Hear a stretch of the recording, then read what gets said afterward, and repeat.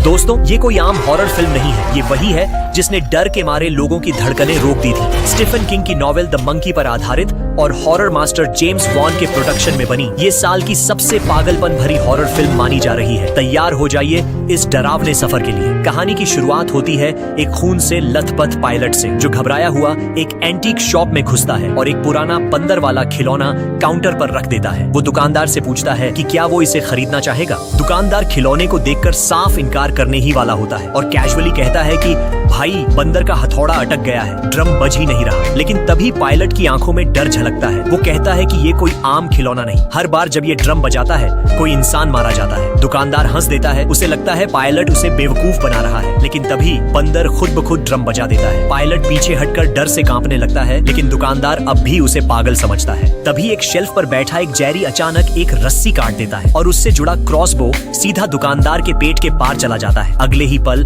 बंदर फिर ड्रम बजाता है और क्रॉसबो उसी तेजी से वापस खींचता है, लेकिन इस बार दुकानदार की आंतें भी खींच लाता है। हाँ, आपने सही सुना, बंदर ने फिर एक और जान ले ली। अब गुस्से से तिलमिलाया पायलट तय करता है कि इस शैतानी खिलौने को खत्म कर देना चाहिए। वो दुकान से एक फ्लेमथ्रोवर उठाता है और गली में जाकर बंदर को आग में झोंक देता है। लेकिन जितनी मर्जी आग लगा लो, बंदर पर एक खरोंच तक नहीं आती। और उसी रात के बाद पायलट रहस्यमय तरीके से गायब हो जाता है। पीछे बचती है उसकी बीवी और 2 जुड़वा बेटे, जो अब किशोरावस्था में कदम रख चुके हैं। इन जुड़वा भाइयों में एक है हैल, जो शर्मीला और कमजोर है, और दूसरा है बिल, जो अक्सर उसे तंग करता है। हैल की हालत इतनी खराब है कि एक रात वो सोचता है, क्या हो अगर मैं बॉलिंग बॉल से अपने भाई को ही मार दूं। लेकिन वो सब बस उसका सपना होता है। असल में हैल हर दिन चुपचाप सब सहते रहता है। एक दिन दोनों भाइयों को पापा की कुछ पुरानी चीजें मिलती हैं और उनमें से एक बॉक्स में होता है वही पुराना बंदर वाला खिलौना। हैल जैसे ही उसे उठाता है, बिल फौरन उससे छीन लेता है। वो बंदर का वाइंडर घुमा देता है, लेकिन खिलौना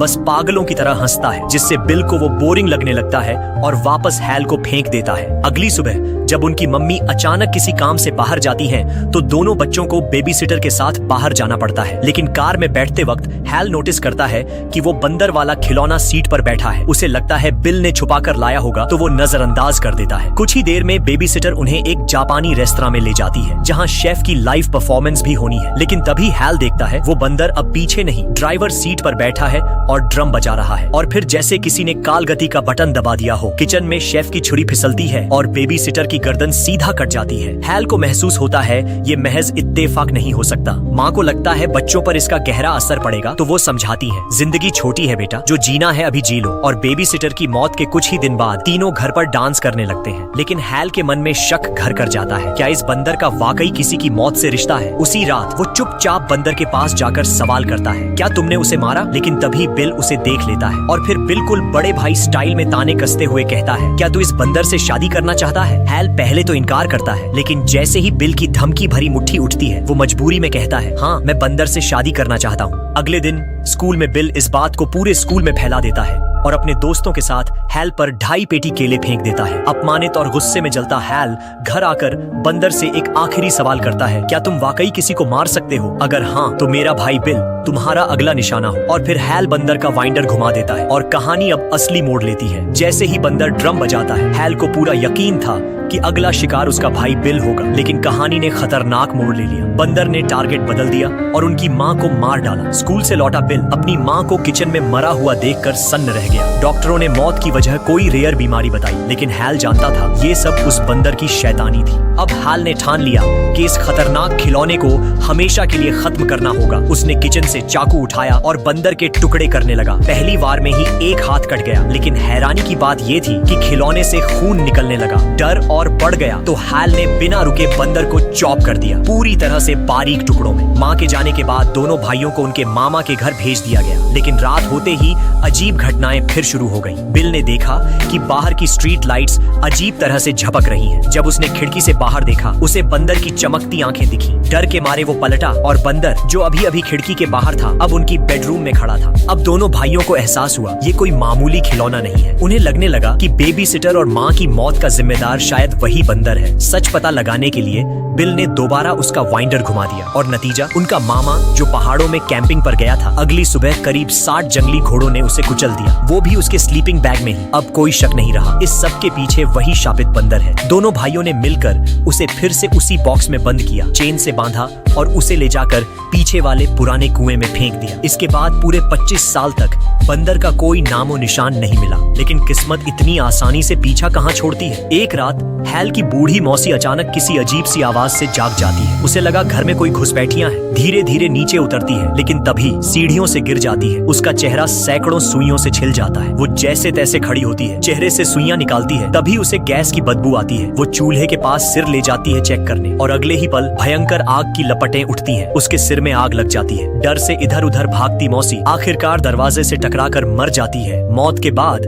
घर की चीजें नीलाम होती हैं, और उसी वक्त एक लंबे बालों वाला नौजवान उसी बंदर वाले खिलौने को पसंद कर लेता है जो कभी कुएं में पड़ा था। उधर हैल अब बड़ा हो चुका है, एक सुपरमार्केट में कैशियर की नौकरी करता है, लेकिन अंदर से आज भी वही डर जिंदा है, क्योंकि वो जानता है कि बंदर कभी भी वापस आ सकता है। इसी डर से उसने अपनी पत्नी से तलाक लिया और अब हर साल सिर्फ एक बार अपने बेटे पीट से मिलता है। इस बार जब हैल और पीट मिलते हैं तो हैल सोचता है चलो बेटा घूमने चलते हैं, लेकिन रात को हैल को एक डरा देने वाला सपना आता है। एक भयानक बंदर का पंजा उसे पकड़कर रंग बिरंगी गहराई में फेंक देता है और फिर वो बंदर उसे काटने ही वाला होता है। हैल पसीने में डूबा हुआ जागता है और राहत की सांस लेता है कि सब सपना था। जैसे ही वो फोन चेक करता है उसमें एक मिस्ड कॉल दिखती है। कॉल बैक करता है और दूसरी तरफ से आवाज आती है उसके भाई बिल की। हैल हैरान रह जाता है, इतने सालों बाद बिल खुद कॉल कर रहा है। आखिरी बार दोनों की बात 10 साल पहले हुई थी। बिल बताता है कि उनकी मौसी की मौत हो चुकी है और ये बहुत मुमकिन है कि वो बंदर फिर से लौट आया है, क्योंकि जितने भी लोग मरे हैं सबका रिश्ता उनके परिवार से था। इसलिए बिल कहता है हैल को जाकर मौसी के घर की जांच करनी चाहिए, क्योंकि बिल अब तक कुंवारा है, जिंदगी जीनी बाकी है। लेकिन हैल का एक बेटा है, एक एक्स वाइफ है,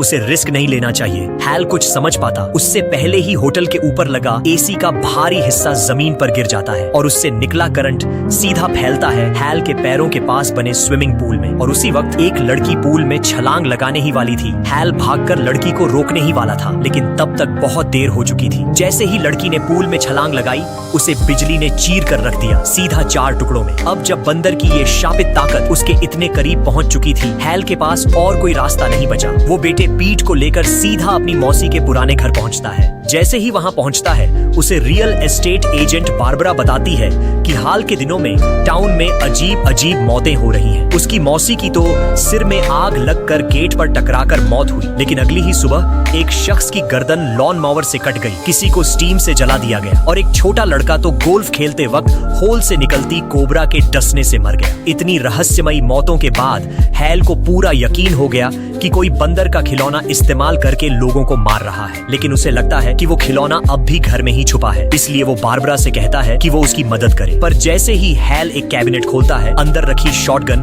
अपने आप ट्रिगर हो जाती है और बारबरा को मौके पर ही उड़ा देती है। टाउन में पहले से ही इतनी मौतें हो रही थी कि पुलिस ने हैल को संदिग्ध नहीं माना, बस एक बयान लेकर चली गई। लेकिन पुलिस के जाते ही हैल को फिर से बिल का फोन आता है। बातों बातों में हैल नोटिस करता है कि बिल को बंदर के खिलौने से ज्यादा ये जानने की फिक्र है कि हैल टाउन में आया है या नहीं। यहीं से हैल को शक होता है, क्या इस सब के पीछे बिल का हाथ है? कहीं बंदर अब बिल के पास तो नहीं? हैल सवाल करता है, लेकिन बिल जवाब देने की जगह फोन काट देता है। असल में हैल का शक सही था। बिल को पहले ही समझ आ चुका था कि बंदर केवल उसी से जुड़े लोगों को मारता है जिसने उसे वाइंड किया हो। उसे लगता है कि माँ की मौत के पीछे हैल का ही हाथ था। इसीलिए वो दोबारा उस कुएं के पास गया जहाँ उन्होंने बंदर को फेंका था, लेकिन कुआं खाली था। बिल समझ गया बंदर वापस आने वाला है। तभी से वो टाउन में छुप कर रहने लगा और लंबे बालों वाले उस लड़के को बंदर की तलाश में लगा दिया। उधर हैल अब अपने भाई की तलाश में है, लेकिन इसी बीच वो लंबा बालों वाला लड़का खुद को पुलिस बताकर हैल के घर घुस आता है। वो हैल और पीट दोनों को किडनैप कर लेता है और बिल के घर के बाहर ले जाकर रोकता है। हालांकि बिल ने इस प्लान में कोई भूमिका नहीं निभाई थी। ये लड़का बंदर को खुद चुराना चाहता था। वो हैल को धमकी देता है और पीट से कहता है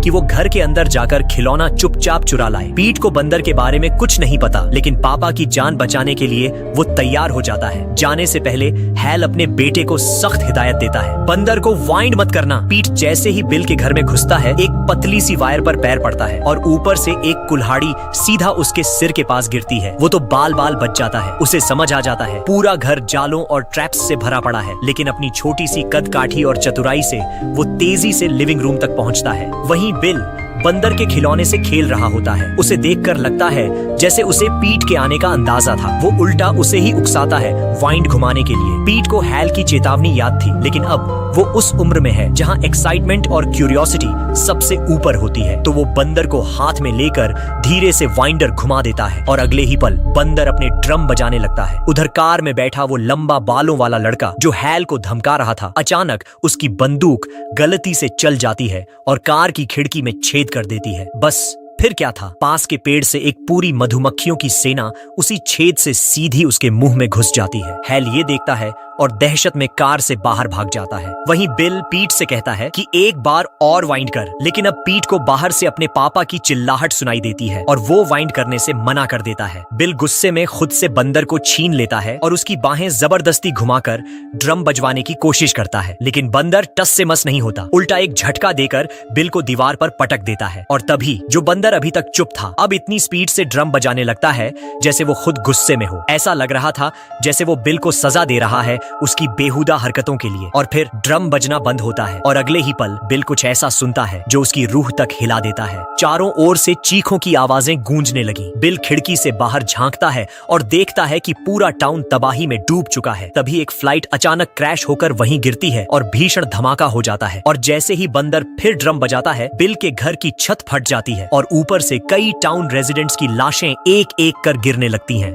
उसी वक्त हैल वहां पहुंचता है। वो अपने भाई से गुस्से में पूछता है, तू ये सब क्यों कर रहा है? इतने सारे लोगों को क्यों मरवा रहा है? लेकिन बिल का जवाब और भी चौंकाने वाला होता है। वो कहता है कि उसने ये सब सिर्फ इसलिए किया ताकि वो अपने भाई को मार सके और माँ की मौत का बदला ले सके। लेकिन अफसोस, उसने इतने दिनों तक बंदर की चाबी घुमाई पर वो कभी हैल पर हमला करने को तैयार ही नहीं हुआ। अब की बार उसने पीट के हाथों ये करवाने की कोशिश की, लेकिन फिर भी नाकाम रहा। हैल गहराई से भाई को समझाता है कि वो दोनों बहुत बड़ी गलतियां कर चुके हैं, लेकिन असली गुनहगार वो बंदर है जिसने उन्हें एक दूसरे के खिलाफ कर दिया। हैल की लगातार बातों और भावनाओं से बिल का दिल भी पिघलने लगता है और आखिरकार वो तय करता है कि अब वो नफरत छोड़ देगा और अपने भाई से फिर से रिश्ता जोड़ेगा। लेकिन तभी बंदर एक बार फिर अपना ड्रम बजाता है और अगले ही पल बिल अपनी खुद की बिछाई हुई मौत के जाल में फंस कर मारा जाता है। अब हाल समझ चुका था कि इस बंदर को दोबारा छिपाने का कोई मतलब नहीं, इसलिए इस बार उसने ठान लिया कि वो इसे साथ लेकर चला जाएगा कहीं दूर, ताकि ये फिर कभी किसी की जिंदगी तबाह न कर सके। द मंकी नाम की ये फिल्म बाहर से भले ही एक हॉरर स्टोरी लगे, लेकिन अंदर से ये एक गहरा संदेश देती है। मौत की अनिश्चितता और परिवार के बीच की टूटी हुई बातों की गहराई। कई बार जिन चीजों को हम बातचीत से सुलझा सकते हैं, वहां हम अपने गुस्से, बदले या गलतफहमी के चलते ऐसी खाई बना देते हैं जो पूरी जिंदगी नहीं भरती। तो दोस्तों, आज की कहानी यहीं खत्म होती है। मैं हूं मॉब। अगली बार फिर मिलेंगे एक और दिल दहला देने वाली कहानी के साथ।